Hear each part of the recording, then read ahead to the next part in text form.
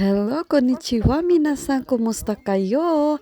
Ayan, after ng work ko, pag-uwi ko sa bahay, napagalitan ko agad tong mga anak ko, lalo na tong si Amy. Tignan nyo guys, oh. Ayan guys, oh, tignan nyo, paglapit ko pa lang sa kanya, umiiyak na siya. Alam na kasi niya na pagagalitan ko kasi siya eh. Kasi pag-uwi ko pa lang, pagpasok ko sa kusina, tinanong ko yung kuya niya kung anong kakagusto nilang ulam. Ayaw daw nila, busog na daw sila. Kaya ayan, nagalit tuloy ako kasi, di ba, pag uwi mo, nagre-ready ka na talaga ng pagkain nila. Tapos ayaw nilang kumain, busog na daw.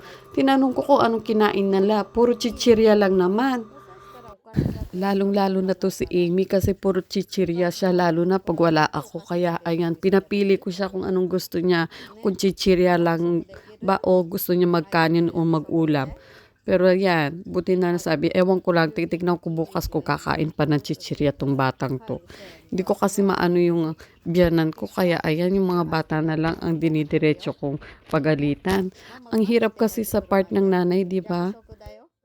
Naaawa tuloy ako sa mga anak ko kasi baka biglang mo yumayat nang hindi ko mapansin.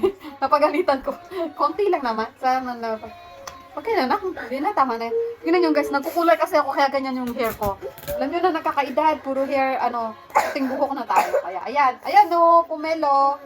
Gusto-gusto nila ng, gusto-gusto ng mga bata ang pumelo. Kaya, ako din gusto ko, kaya lang, medyo hirap lang ako magbalat. Pero, guys, ang sarap ng pumelo ngayon dito. Panahon kasi ng pumelo, kaya, talaga.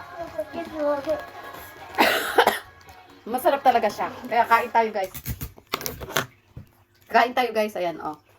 Hindi kasi napagalitan ko sila kasi hindi sila kumain ng pagkain kanin sa ngayong gabi. Ako lang kumain. Eh sabi ko, hindi ko na sila pagluluto ng pagkain, ulam. Kasi chichirya na lang ihahanda sa kanila kasi yun ang kinakain nila pag wala ako, di ba minsan pag Tulad ngayon, as in, ayaw nilang kumain. Busog na daw sila.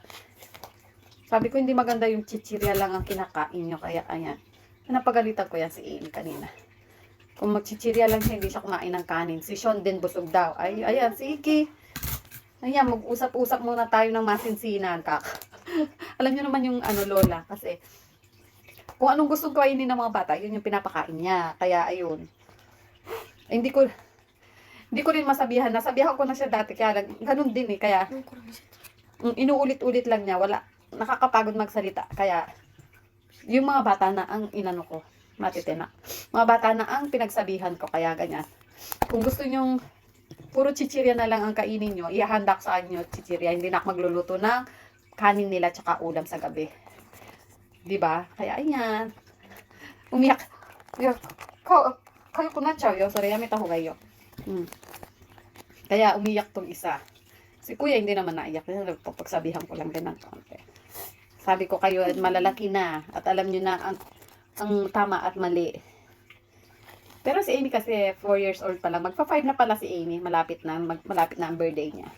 Kaya ayun, napagalitan ko lang. Konti. Wala lang, na-share ko lang kasi isa din niya sa mga ko tawag dito. Isa din yung problema ko ba?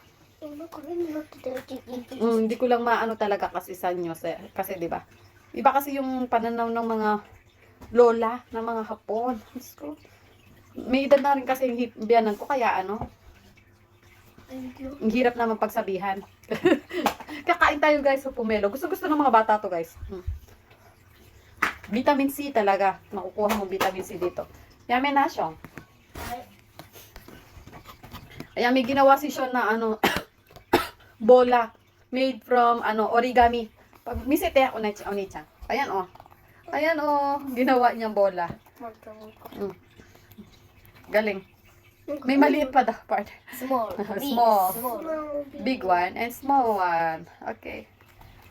Ayan, kain tayo guys ng pomelo. Ang tawag kasi sa amin dito sa Kapampangan, sa Pampanga is suha. Kala ko suha din sa Tagalog. Nagano pa ako sa sa ate ko tsaka sa bayaw ko. Suha. Bigla lumabas sa bibig ko is pomelo. Kaya pomelo pala 'to, hindi suha eh. Talaga, minsan nakakalimutan ko na yung Tagalog. Talaga. Ay! Pakita. Yan. Sarap ng kain natin nito, guys. Iyo.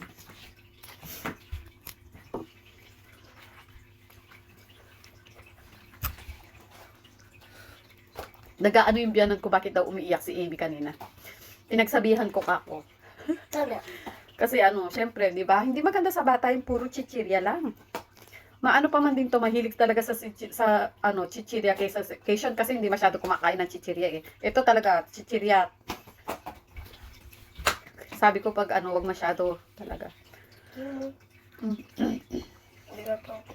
Yan, di ba? Mga nanay dyan, relate kayo sigurado.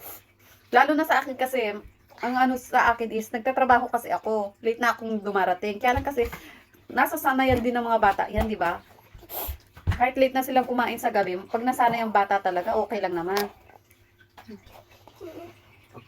Kasi siya hindi niya, yung biyanan ko, hindi niya kayang, hindi kumain ng maaga. Kaya, ayun. Pati yung mga bata nadadamay.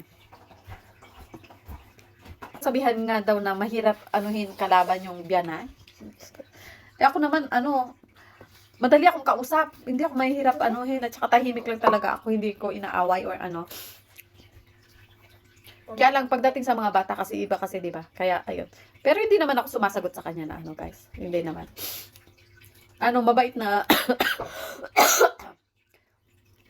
manugang. Mabait na manugang ako, guys. Hindi ako, Yan, kain tayo, guys. Ayun, kwento na ako ng kwento. Tignan nyo, guys, itim na itim. Nagkulay ako ng gomen ne. Hindi mayar ko na. Ito lang mahirap sa pomelo, di ba? Yung pag ng Ay. Hanggang dito na muna tayo, guys. Thank you for watching palagi. God bless. Bye. Bye. Bye muna kayo. Ayan. Bye, guys.